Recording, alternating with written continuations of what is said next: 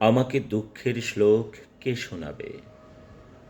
কে দেখাবে আমাকে দুঃখের চিহ্ন কি এমন? দুঃখ তো আমার সেই জন্ম থেকেই জীবনের একমাত্র মৌলিক কাহিনী।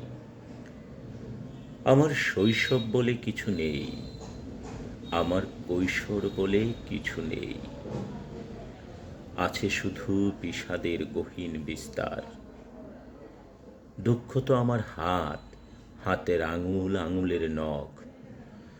দুঃখের নিখুঁত চিত্র এ কবির আপাদমস্তক।